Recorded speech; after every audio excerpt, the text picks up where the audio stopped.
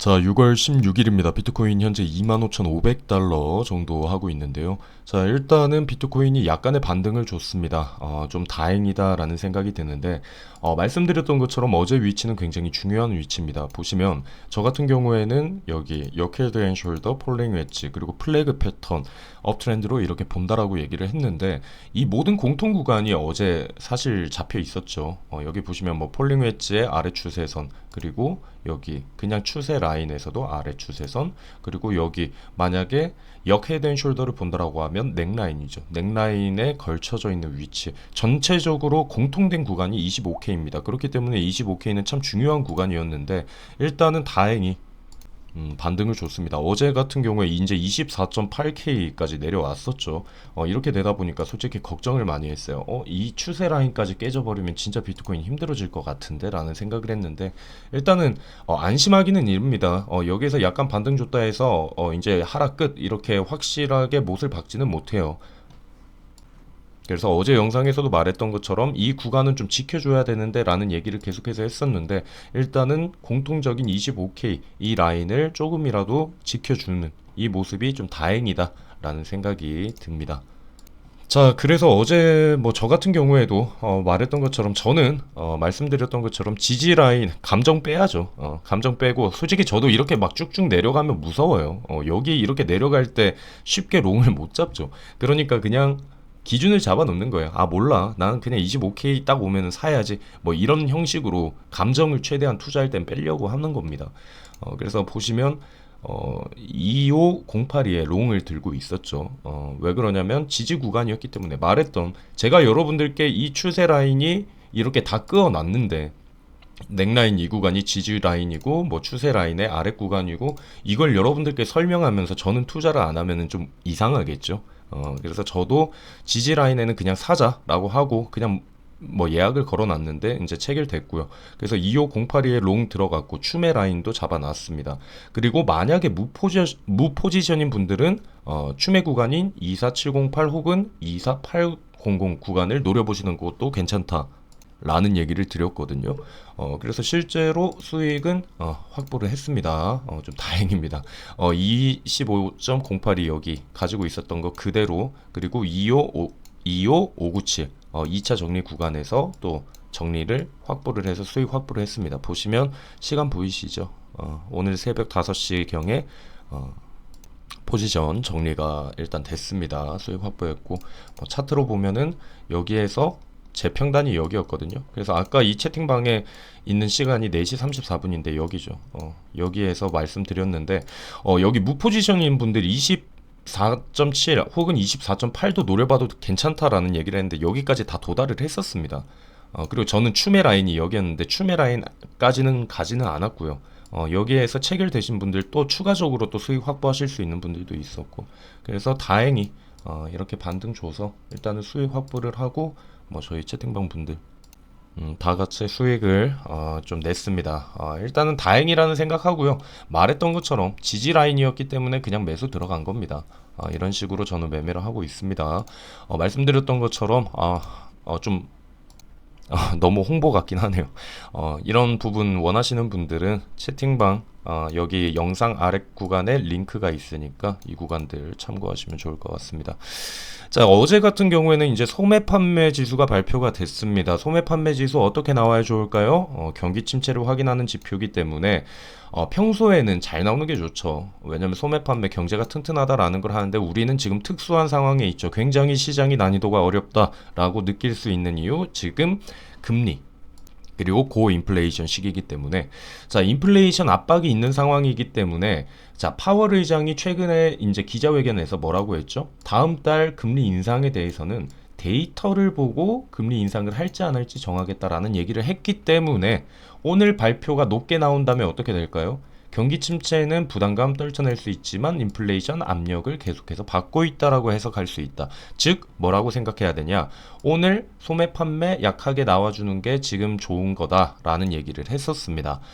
그래서 어제 소매 판매 지수가 발표가 됐는데 이전보다 예측치에 부합은 하지만 이전보다 0.3%까지 내렸어요. 근원 소매 판매 지수가.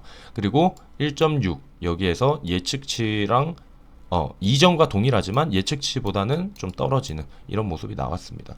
소매 판매는 지금 상황에서는 경기 침체보다 사람들이 지금 금리 인상에 대해서 무게를 두고 있기 때문에 소매 판매 지수가 약하게 나와줌으로 인해서 최대한 다음 달에 금리 인상 안 하게 만들어야죠. 지금 FOMC에서 페드에서 금리 인상을 안 하게 만드는 게, 그러니까 데이터들이 굉장히 좋게 나오고 해서 야, 이 정도면 금리 인상 안 해도 되겠는데, 이게 지금 중요한 포인트이기 때문에 일단 소매 판매 지수는 인플레이션 입장에서는 좋게 나왔습니다. 근데 이거 뭐 소매 판매는 참 그래요. 귀에 걸면 귀걸이, 코에 걸면 코걸이. 소매 판매 지수가 높게 나왔죠. 그러면은 거기에서 증시가 따라 올라가잖아요. 그러면 소매 판매 증가, 경기 침체 우려 해소, 이런 식으로 핑계를 댈 수가 있고, 뭐 이거는 좀 애매합니다. 일단은 뭐 저 같은 경우에는 말했던 것처럼 소매 판매 약하게 나와주는 게 좋을 것 같다라고 했는데, 일단 다행히 좀 낮게 나와준 것 같아요. 뭐 고래들 같은 경우에는 지금 뭐 매수 세력 아직까지도 보이지 않고 있고요. 저 같은 경우에는 이번에 좀 하락을 이끌었던 거, 비트코인 단기 보유자의 대량 매도가 한몫을 했지 않은가라는 생각을 합니다. 단기 보유자들의 매도세가 좀 강하게 일어났어요. 6월 초부터 시작을 해서. 실제로 제가 많이 보여드리는 차트죠. 리얼라이즈드 프라이스 차트를 보시면 1주에서 한 달 단기 보유자들이죠. 여기 이렇게 가격이 움직일 때 보시면 여기 보라색 선을 여러분들이 좀 집중하시면 될 것 같은데, 여기 단기 보유자들 같은 경우에는 여기에서 지금 여기 리얼라이즈드 프라이스 같은 경우에 지금 밑으로 내려가고 있는 거죠. 이 말이 뭐냐면 실현을 하고 매도를 했다라는 겁니다. 그냥 계속 가지고 있으면 여기에서 쭉 일자로 갑니다. 근데 지금 얘들 같은 경우에는 보유를 한 게 아니라 계속해서 매도를 했다라는 겁니다. 지금 보시면 5월 달부터 시작해서 점점점 꺾이고 있죠. 이게 매도를 했다라는 얘기거든요. 그래서 보유 평단가가 계속해서 내려가고 있다라는 건데, 그러니까 매도하고 다시 사고 뭐 매도하고 사고 이렇기 때문에 평당 가격도 내려가는 거겠죠. 근데 이제 뭐 중장기 같은 경우에는 계속해서 그냥 쭉 보유하고 있습니다. 이거를 우리가 보시면 상승장이 뭐 시작이 되고 막 하기 전에 하락을 하잖아요. 하락을 한다라고 하면, 자 보시면은 21년도 이제 이렇게 상승하기 전에 또 보시면 여기에서 단기 보유자들 같은 경우에는 막 평단이 계속 뭐 사고 팔고 하기 때문에 높아지다가 이제 꺾입니다. 꺾이면서 한 달에서 3개월 정도 가지고 있는 여기 이 구간을 밑으로 깨고 여기에서 계속해서 움직인다라는 거죠. 근데 실질적으로 하락이 좀 강하게 올 때는 어떤 식으로 오냐면, 보시는 것처럼 여기 한 달에서 3개월 정도 가지고 있는 사람들의 프라이스 가격도 지금 밑으로 꺾인단 말이에요. 근데 지금 같은 경우에 그런 모습은 보이지 않아요. 그러니까 뭐 단기적인 입장에서 지금 최근에 SAC에서 바이낸스 쪽 고소를 하고 뭐 이런 문제들이 있기 때문에 시장이 공포에 좀 쌓여 있는 거죠. 그러다 보니까 단기 보유자들의 매물대가 지금 이렇게 밑으로 꺾이고 있는 건데, 단기 보유자들의 매도세가 좀 있었을 뿐 나머지는 그냥 쭉 해서 그냥 보유하고 있다라는 거죠. 근데 만약에 여기에서 이제 전체적으로 내려가기 시작하면 이제 그건 좀 문제가 될 것 같은데, 그래서 이번에 비트코인 단기 보유자가 대량 매도를 했다라는 겁니다. 했는 거고, 이런 식으로 매도를 하게 되면은, 자 보시면 매도를 단기 보유자가 매도를 하면 나중에 또 가격은 올라갑니다. 고래들은 또 펌핑을 시킬 수가 있다라는 거죠. 이런 부분 우리가 신경을 좀 쓰시면 좋을 것 같아요. 그리고 오늘 가장 흥미로운 얘기, 블랙록입니다. 블랙록에서 미국 SEC에 현물 기반 BTC ETF 출시 신청서를 제출을 했다라고 합니다. 뭐 현물 ETF 같은 경우에 신청서를 많이 냈었죠. 지금 뭐 보시면 그레이스케일 아시죠? 그레이스케일 같은 경우에도 비트코인 투자 신탁을 현물 ETF로 전환할 수 있는지를 놓고 지금 법적 분쟁을 벌이고 있거든요. 아마 이 소송에 대한 판결이 올해 말에 내려질 것으로 예상이 되고 있는데, 이 현물 ETF 말고는 있죠. 2021년 출시된 선물 비트코인 ETF, 프로쉐어즈 비트코인 스트래티지라고 해서 있죠. 아직도 있는데, 지금 현물 ETF 같은 경우에는 많은 곳에서 이제 신청을 냈다가 반려도 되고 뭐 이런 식으로 됐는데, 다른 자산 운용사들은 비트코인 ETF를 출시하기 위해서 신청서 제출을 했다가 신청을 철회를 많이 했었죠. 근데 이 블랙록이 다른 회사들이랑 똑같이 이전의 전례를 따라갈 수 있다라고 이렇게 부정적으로 생각하는 전망도 나오긴 하는데, 일단 규모가 큽니다. 이 블랙록은 여러분들 10조 달러예요. 10조 달러가 말이 10조 달러가 제가 이거 설명드릴게요. 10조 달러면 1경입니다. 원화로 1경이에요. 여러분들 1경이라는 숫자를 잘 안 써봤는데 이걸 돈으로 1경이라고 쓴다라고 하면은 이렇게 생각하시면 돼요. 여러분들 1조 알죠? 1조. 1조는 단군 신화 이래로 매일 60만 원을 써도 원금 1조가 남아요. 그러니까 1조를 지금 금리로 여러분들이 계산을 하죠. 뭐 5%로 계산한다라고 하면 1조를 들고 있으면 이자만 500억입니다. 그리고 하루에 이거 500억이면 하루에 그냥 1억 4천만 원. 하루에 뭐 벤츠 하나씩 사는 겁니다.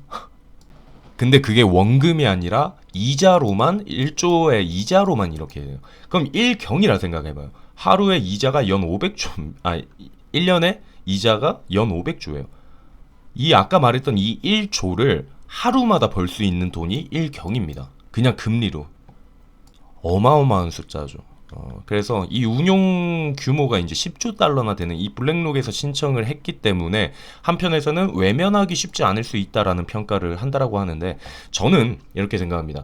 솔직히 ETF가 승인이 지금 당장 될 거라는 기대는 안 해요. 이거 신청서 제출을 했는데 거기에 의미를 두지 말고 여러분들이 의미를 둬야 되는 건 말했던 이렇게 큰 규모를 움직이는 이 블랙록에서도 현물 기반 BTC ETF를 신청을 한다. 이 비트코인이 망할 거면은 이 비트코인에 연결되어 있는 ETF를 왜 신청을 하냐라는 거죠. 뭐 어차피 끝날 거면은 의미가 없잖아요.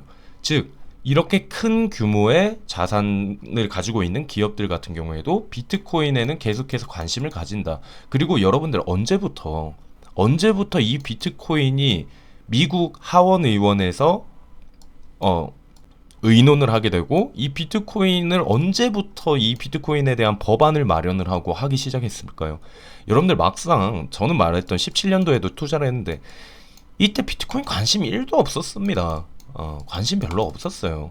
근데 어느 순간 이 비트코인은 이 미국에서 의회에서 이런 식으로 다룰 수 있는, 그리고 이 마이클 세일러도 엄청 큰 기업에서도 비트코인을 계속해서 얘기를 할 만큼, 그리고 이 블랙록이라는 여기에서도 비트코인 ETF를 신청할 만큼 어느 순간 벌써 커 있다는 거죠. 즉 이 말은 뭐냐, 비트코인은 다음에는 또 클 수 있다는 거죠.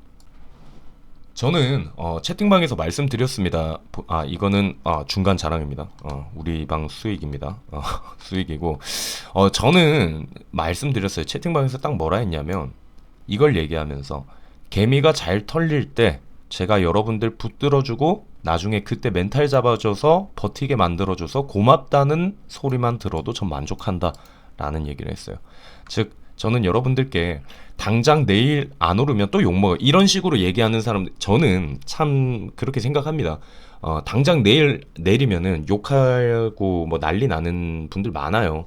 근데 저는 말했던 것처럼 결과를 보자는 거죠. 중간중간에 힘든 구간이 있을 수 있습니다. 하지만 마지막에 우리가 웃는 사람이 되자라는 저는 얘기를 드리고 싶어요. 그래서 여기 말했던 것처럼 여러분들 붙들어주고 그때 멘탈 잡아줘서 버티게 만들어줘서 고맙다는 이 소리만 전 들어도 됩니다. 왜냐? 여러분들이 이 차트 아시죠? 우리 이전에 보시면 아시잖아요. 여기 이전에도 이런 식으로 여기에서 이렇게 하락을 했죠.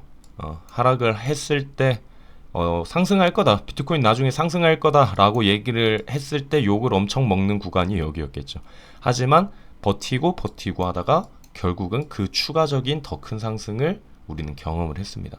즉 지금 여기에서 또 올라가다가 또 내릴 수도 있어요. 그럼 또 그때 욕 많이 하겠죠. 야 오른 다음에 뭔 소리 하냐 뭐 이런 식으로 얘기할 수 있는데 결국 또 여기에서 이전 고점 넘기면서 남들은 다 떠났을 때 우리는 버티고 있어서 나중에 꼭 승자가 되는 그런 사람들이 됐으면 좋겠습니다. 저는 여러분들께 헛된 희망을 알려드리는 게 아니라 충분히 가능성이 있는 시장의 수요와 공급의 법칙과 그리고 모든 기술적인 부분을 종합해서 저는 비트코인에 투자를 하고 있습니다. 여러분들도 그냥 차트 보고 하는 게 아니라 주식을 투자할 때도 그 기업의 가치, 성장 가능성을 보고 투자를 하듯이 이 비트코인은 앞으로도 성장을 더 할 수 있는 구간이 있습니다. 그렇기 때문에 여러분들 마지막까지 웃으면서 마지막에는 우리가 아유 그때 잘 버티길 잘했다, 네 말 듣길 잘했다 라는 소리만 들어도 되니까 우리가 꼭 그런 남은 사람들이 되기를 바랍니다. 일단 오늘 영상 여기서 마무리하도록 하고 지금 아직 안심하긴 일러요. 여기서 또 하락할 수 있습니다. 하지만 우리가 좀 멀리 본다면은 지금도 충분히 매력적으로 우리가 생각할 수 있는 가격들이라고 생각을 하고, 그리고 내려가면은 뭐 하면 됩니까? 또 사면 됩니다. 지금은 매집 구간이다 라고 여러분들이 좀 편하게 생각하시면 좋을 것 같습니다. 일단 오늘 영상은 여기에서 마무리하도록 하고, 이번 한 주 주요 일정 참 많았죠. 여러분들 다들 수고 많으셨고요. 주말 잘 보내시고 월요일 날 찾아뵙도록 하겠습니다. 영상 마치도록 하겠습니다.